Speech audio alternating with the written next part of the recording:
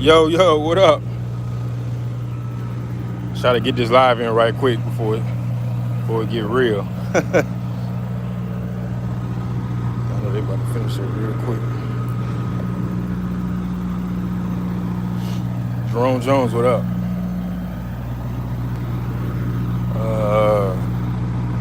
Compton, what up? Preacher, what up?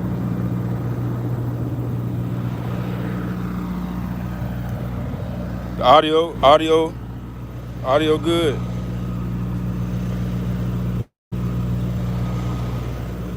Big Cam, what up? Sam, I am, what up? Okay, Waymaker, what up? Willie G, what's going on? Wait for a few guys to come up in here. I'm gonna give to about the 2-minute mark line, so I can go ahead and get what I need to get out before I get up out of here. Willie G, I'm missing my Jose. Good morning. Hot Shot, what up, man? Shout out to Hot Shot, yo. Make sure y'all go check out his channel, man. I'll be watching Hot Shot, man. Man doing his thing out there, boy. Specializing in different things. That's what's up, man. Get to that money. Especially when Hot Shot, especially from Hot Shot came from Hot Shotting. Like, this man doing his thing, man. Trucking with him, like, what up? All right. Yeah, so I'm gonna go ahead and piggyback off of what HT was talking about. I saw the video. I caught the podcast. It's like a 36-minute video he did, and I caught it when I was driving up here to the delivery. And he was talking about direct customers. So I want to dive into that segment with the direct customers, and everything he said about the direct customers is true though.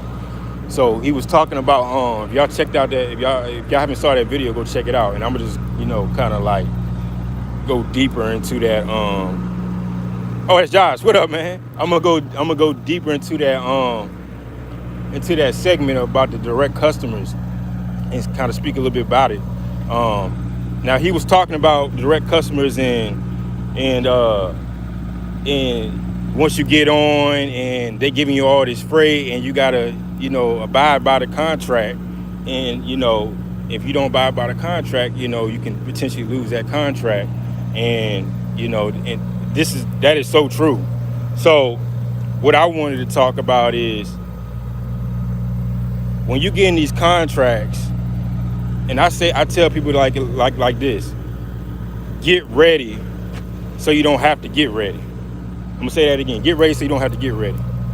And what I mean by that is 9 times out of 10, if you sign a contract with a customer, don't matter if you're doing 2 days a week, 3 days a week, one day a week, whatever the case may be, 5 days a week, whatever the case may be, get ready, because they're going to come, especially if you're providing good customer service, you're reliable, you don't have any issues, you communicate real well. They're going to come to you with more freight to push out.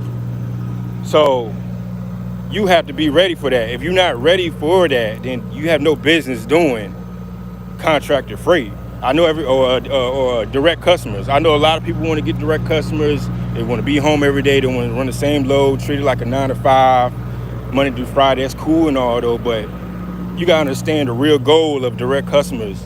Like they want solutions. They want to know, okay, if something happens, how can you fix the solution? I'm gonna give you an example. Yesterday I had a driver on my lane or whatever, and the appointment time, it was at 7:30. He didn't get out of there till almost 3:30, 3 o'clock, 3:30. That's a long time to be at that place. Hold on a second.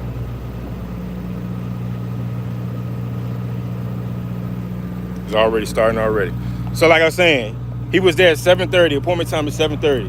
He didn't get out of there till 3:30. So the communication with me and the customer, I've done it multiple times. With me having multiple trailers. Okay, I said, all right, well, the driver's been there for X amount of time at the shipper. And they allow us to do these things. Even though these are same day loads, pick up and deliver same day, we have the option to deliver next day. Why? Because I told the driver to drop that trailer off at the yard.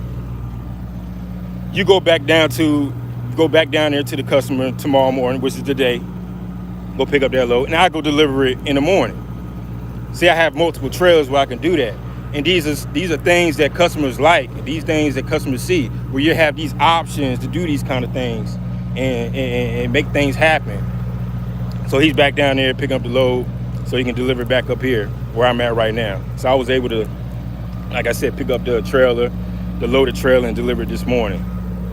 And these are the things these customers want. They don't care about what you got going on. They don't care about you got a vacation coming up. To be honest, they don't care about if you got a funeral to go to.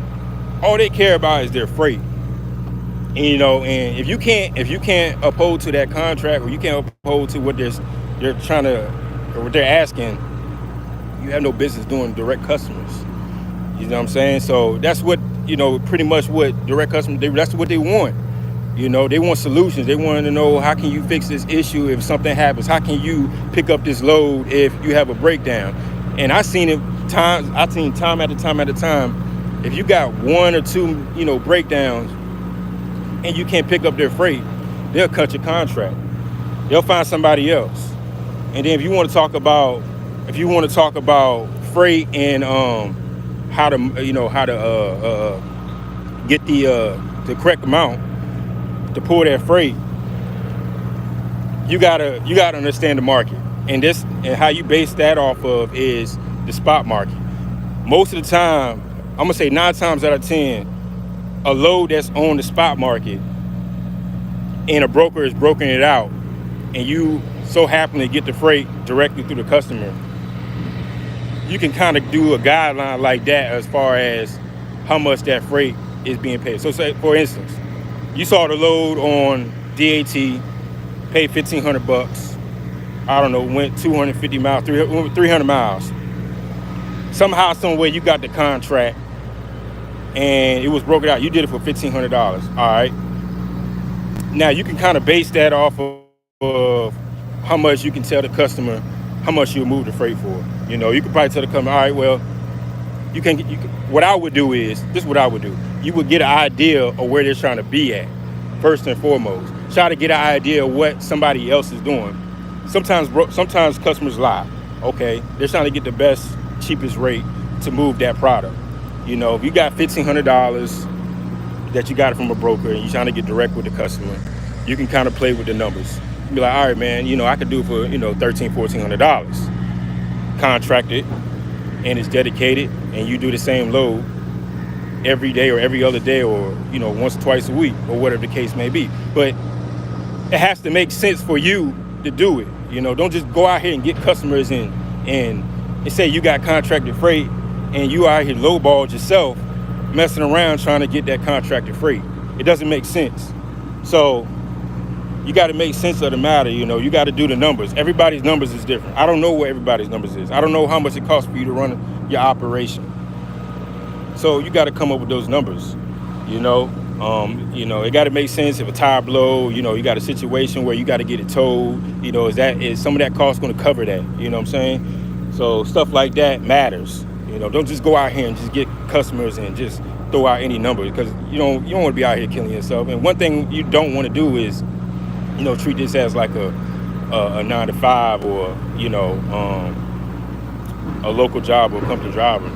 But some people like that. There's nothing wrong with it. I'm just saying though, like, if you want to really level up and get to the next level, you gotta have this in your mind that, all right, this customer could potentially want to grow or potentially want to expand. And if you still out here running one truck and one trailer operation, you're not gonna last too much longer. Now, I'm not saying all customers are like that. You might find a situation where it's a one truck, one trailer operation. It might be one of those small businesses or one shipper, small shipper or whatever, and they do stuff like that. But most times is they're going to want to expand with you. They're going to want to grow with you. That's the whole goal of getting direct customers. So if you're not ready to do that, you have no business trying to get direct customers. You know, you got to figure out, you got to be ready when that opportunity comes. See, my situation, I was ready. You know, when I was first doing these lanes, it was me as a one truck operation. I believe, yeah, me as one truck operation. I had a one truck, one trailer, and then it was another carrier. So, you know, we was doing that. I can't remember how long we was doing it for. Maybe about a year. I think it might have been a year. It might have been less than a year, but it was close to a year, something like that. I was always put myself in a position where I knew that if this potential customer wanted to grow or expand, I was able to go out there and go get another trailer or potentially a truck. But I went with the trailer route because I didn't want to get involved with buying trucks. I didn't want to do that. That wasn't my model. So I was able to go get more trailers when the opportunity was ready. I paid for 2 trailers cash. That's the route I went. There's nothing wrong with, you know, you can do the other way and finance trailers or whatever you want to do. I went and got 2 trailers cash, and those 2 trailers lasted me 2 years. You know, I got those trailers for $7,000 a piece. 2 years. I sold both of them already now. But still, think about it. If I bought 2 trailers for that's $14,000 for 2 trailers that lasted me 2 years. Think about how much money I made. I tripled that money like a million times. So it made sense for me to do it like that, even though we had some issues with the trailers or whatever. Like, but whatever, you're gonna have issues with older trailers. It is what it is. It's part of maintenance. But it was nothing major. There was nothing wrong with, like, I had to replace the compressor on the reefer or nothing like that. You know, just brakes, tires, stuff like that, whatever. But we went out there, and even when I bought those 2 trailers, I didn't use them right away. I got everything I had to get fixed on them in the beginning, so it was ready to go. I think it was maybe a month or 2 months before I added my first driver, and I took that driver and put him on my lane, and I went and did something else. See, I wasn't selfish about it. I let the driver go on the lane, and I did something else. Try to figure out something else, figure out a different way to move. And by that time, you know, it was later down the road, the other carrier was having issues, breakdowns, and here they go calling me. Hey, we got some more freight for you. Can you handle it? 2 loads a day. We talking about 10 loads a week already now, 10 loads a week. I said, yeah, I got it. Jump right on it. Then they start pushing it out again. Hey, we got another load can you do, which pushed it to 13 loads a week, which was an additional 3 loads on top of the 10 loads I was doing. I said, yeah, I got the trailer, let's do it. And that's what I'm saying. Now we coming into this year where I got this other contract ready to start in the fall. Now we're gonna be pushing 15 loads a week, 3 loads a day, Monday through Friday. I'm already set up to do all that. I'm ready to go. You say the word, you know. So I position myself to get to this point. You see what I'm saying? But my thing is about the direct customers thing. I know a lot of people want to get it, but y'all got to understand that it's not what you think it is if you're not ready for it. This ain't. You got to be willing to do what the customer wants. You know, they're quick to, you know, cut the contract or give it to somebody else. You know. So that's what I wanted to speak about direct customers. You know, everybody want to do, everybody talk about it. You know, it's nothing wrong with the spot market either. Direct, it's not for everybody. Spot market might not be for you. Direct customer might be for you. You might want to be a leased on person and that has direct customers. But you got to figure out your model. You got to figure out what's your lane. You got to figure out what's best for you in your situation and figure out how you want to grow and figure out how you want to move on certain situations. You know, you can do the same thing with the spot market as growing. You know, if you want to go to the spot market and grow your business like that, go for it. But you got to understand that with the spot market, you got to understand how the spot market moves. You know, you got to have a better understanding how the lanes and where to go. And I said this on a live the other day. Y'all need to stay away from the Southeast. Stay away from the Southeast, man. I'm telling you, you're going to get killed. I don't want to hear all this, oh, I got $3,000 to go in. But yeah, that's cool and all. But now you got to figure out a way to get out of there. And it's a struggle. And if you lose a day messing around that load board trying to get out of there, you messed up. You messed up right out the gate. You already messed up. You lost a day already. It's all about stacking days. That's what it's all about, stacking days. Getting those loads day to day. The way I like to run, I like to get a load on a day-to-day basis. I don't like to miss days. You know what I'm saying? I don't want to miss a day because I'm messing around in a state that ain't got no freight. You know, that's how I like to stack days. If I can get if I can get 4 loads, possibly 5 loads in 1 week based off the spot market, that's the way I'm gonna go. You know, because then at the end of the day, it's all about the end numbers. It's all about the gross numbers. You know, and field mileage, less deadhead, stuff like that. But something like I spoke about deadhead. Deadhead. Check out the video about deadhead. I spoke about deadheading. Some of y'all guys are like, "Oh, I ain't doing 200 miles deadhead, blah blah blah." All right, well, I'm telling y'all, man. I try to give y'all the real spill, like real stuff. Like, don't be afraid of deadhead. Sometimes deadhead is needed because you know you might be in an area where they're paying $1.50 and under, but if you go somewhere else, you might have the deadhead. It can be 50 miles, it could be 100 miles, it could be 200 miles that might be paying at $4, at $5 a mile. That makes perfect sense. I done deadheaded all the way out of Miami back to Savannah. There's been times I did it all the way from Miami back home to Virginia just because it was that bad. Like, but that was back in the day. I understand times a little bit different right now, but I've done it before. If it don't make sense, I'm not doing it. If I'm in Miami somewhere and there's no freight, I'm dead end. I'll probably end up dead end at home. To be honest, like I might lose a couple of $100 in fuel, whatever the case may be. But I'd rather use that couple $100 in fuel than take some of that freight that's out there just to say I got a load on my back. It doesn't make sense. I'm not out here just to say I have a load on my back. You know, sometimes it just makes sense to just go home, man. Sometimes you tapped out, or sometimes there's just really no freight out there. But what I'm saying is, stay out the Southeast. I saw another video. I saw it again. Y'all keep going to Florida. Y'all keep going to Atlanta. Stay out of there. This is not the time to be out there right now, especially if you're doing drive-in. Stay out of there. If y'all, hey, share the video. I'm telling y'all, man, stay out of GA, stay out of Florida, man. Especially if you got a drive-in. Stay away from them. It's saturated. There's nothing out there. It's dead. It's done. This wasn't even a normal market, to be honest, and it's worse than ever. Stay away from them. Now, I can give y'all little tips where I had my drivers running. My guy's been running up. I got one driver running up from PA. He does his normal PA he lives in North Carolina. He does his PA in North Carolina. But I got another driver that he's been running something similar, but he's been messing around with the Michigan, PA, Jersey. He's been doing those 3 states right now, going back and forth, and it's working. It is what it is. You're not gonna see $10,000. And I'm gonna be totally honest. I don't know what all this talk about is $10,000 a week. All this filter stuff, man. Guaranteeing people $10,000 a week. That needs to stop immediately. Now you know what I'm saying. First and foremost, we got to stop guaranteeing money in trucking. I don't even know who came up with that. Doesn't make sense. Stop guaranteeing money in trucking. You can't never guarantee nobody anything in trucking. You know, some days some weeks you might be good, some weeks you might take a L.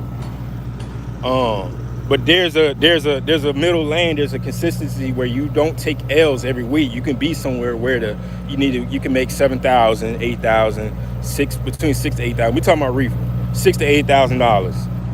You know, on a consistent basis. As long as you staying in that certain lane, you know, and stop going to Florida and Georgia is trying to reach for the stars, because if you go down there for $3,000, you messed up just because you made $3,000. Now you got to try to dig yourself out. You're not going to hit those numbers. Hold on a second. What is this dude doing? Oh, he didn't want me. But yeah, let me read some of y'all's comments. I know I went in.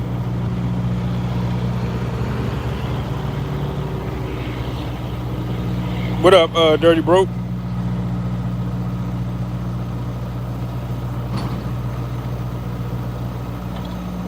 Ghost Town Bullies, what up? That all they care about is that freight is picked up and delivered no matter the situation. You have to give them solutions, not problems. Yeah, that's what I was saying. Yeah, they want solutions. They don't care. They do not care about nothing else. They want to know, how can you resolve an issue, a situation, if a truck is broke down? How can you resolve an issue if your trailer is messed up? How can I get that load from point A to point B? That's all they care about. If you come up, it's like going to a bank and coming with a business idea. They want to know the bank want to know who am I investing into. You know, that's what it is. That's what it's all about. Most times pays dang near double. Yeah, sometimes they do pay double. You know, direct, because I was making an example. You know, but you got to kind of feel it out. Like I said, you got to kind of feel out where the customer is at. And if it makes sense, it makes sense. If it don't make sense, but you got to understand, you don't want to overextend yourself. Make it make sense for yourself first before you make it make sense for them. Make it make sense for yourself first before you make it make sense for them. You know, when I'm talking about all in miles, I like to include an all in miles. I want to include my loaded miles and my miles to get back home. If I'm trying to do a situation where I'm trying to be home every day, I do all miles. I want to make it make sense. Even my miles a day here to pick up the load. It's everything.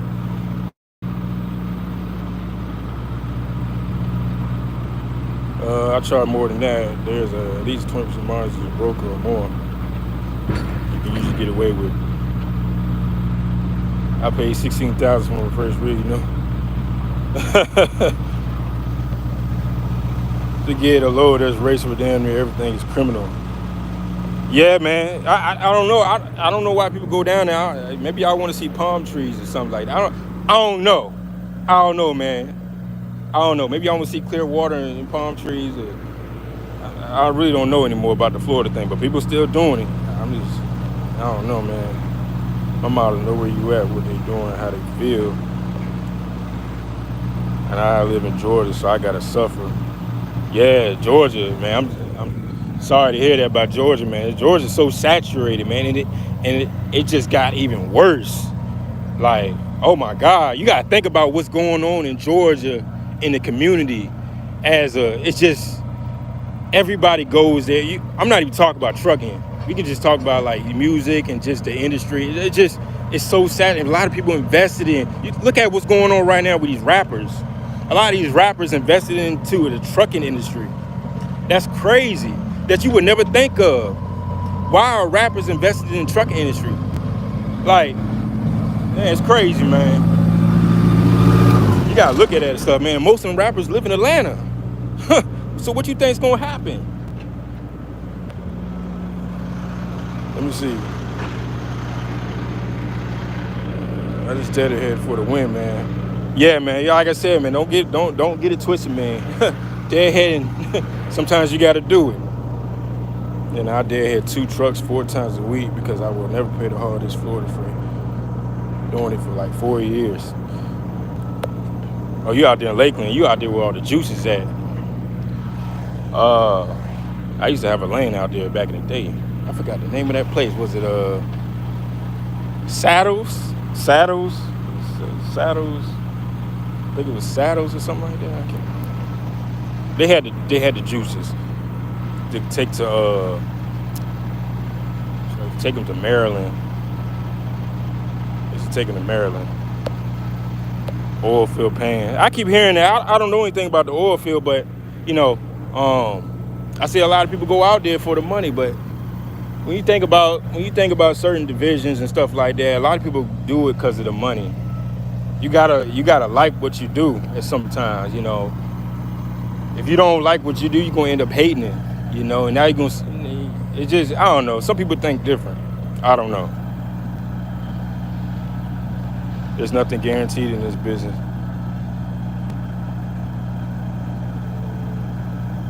Is there money in trucking? Bought a truck cash, but with the things I'm hearing, is it worth it? It can be worth it. You just gotta have that hustle. You gotta have that hustle, man. If you don't got that hustle, man, it will chew you out. You gotta be out here hustling. Like, you see me out here, I can. It don't matter if I got trucks, trailers, whatever. I'm still out here, you know. Just cause what the customer, like, I still have access to my truck and get in my truck and go haul freight. I'm still out here hustling, you know. I got my laptop on my truck where I gotta do paperwork. You just gotta have it in you. Like, I can't teach hustle. That's something you gotta be within yourself, you know. This game, man, like I said, this game will chew you out if you're not on top of it, you know. And I'm not letting nobody come up, you know, off of me or whatever. So that's why I say, you gotta have that hustle, man. If you don't got it, man, this trucking industry will take you out of here, quick.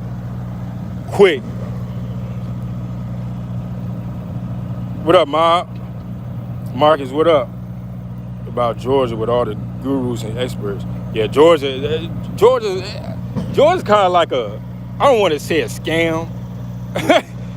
It's kind of like, if you don't know anything about the trucking industry, some of these Georgia cats got a way of talking, man, and they can really drag you into this industry and have you spending all kinds of money, and you don't know anything about the industry, and you be like,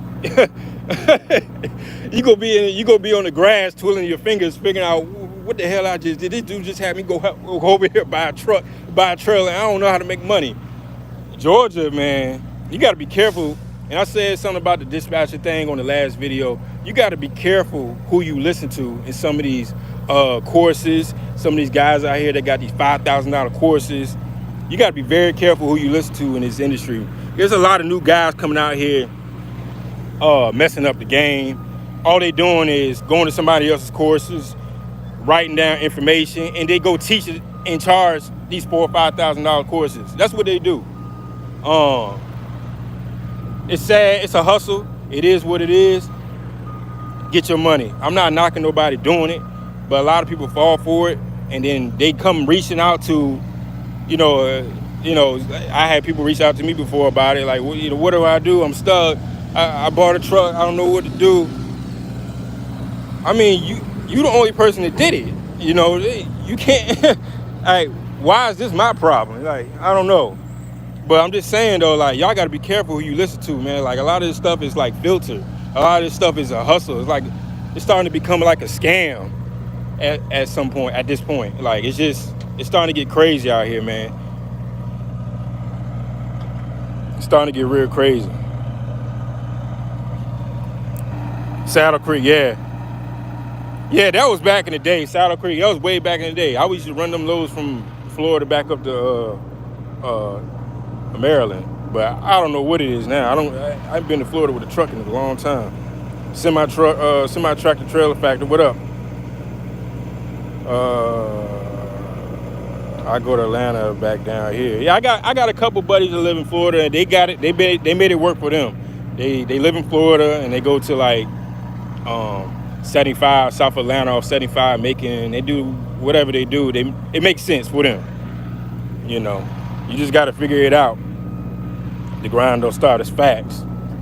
What up, Blacktop? You don't know anyone here. You just in the pond with everybody. Yeah, man. It's always been like that.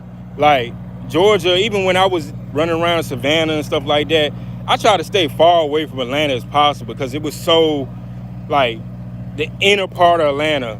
But I used to run Savannah. But I knew how to get out of GA as quick as possible. There was no wait to the last day to figure it out. And even when I went to Georgia, and that was driving. When I started messing around with the reefer, I had to stay away from Savannah. But the reefer, it was more so like the north of Atlanta. North of Atlanta, south, North of Atlanta, 75 North, stuff like that. I never really went inside the city of Atlanta with the reefer.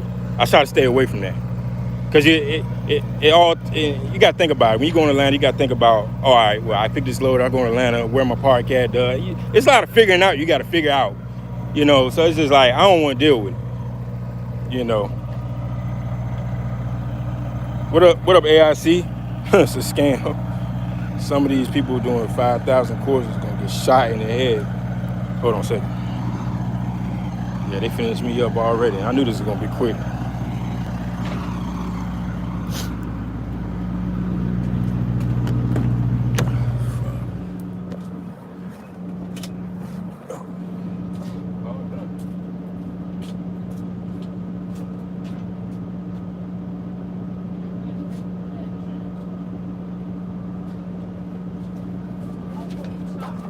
All right, appreciate it. But I got everything I needed to say on this video. 30 minutes. Like I said, I told you I got my laptop on. I got to do some paperwork because today is payroll. So I got to do this paperwork. Once the freight leaves Savannah, the rates drop with it. And with Savannah, everyone's already connected.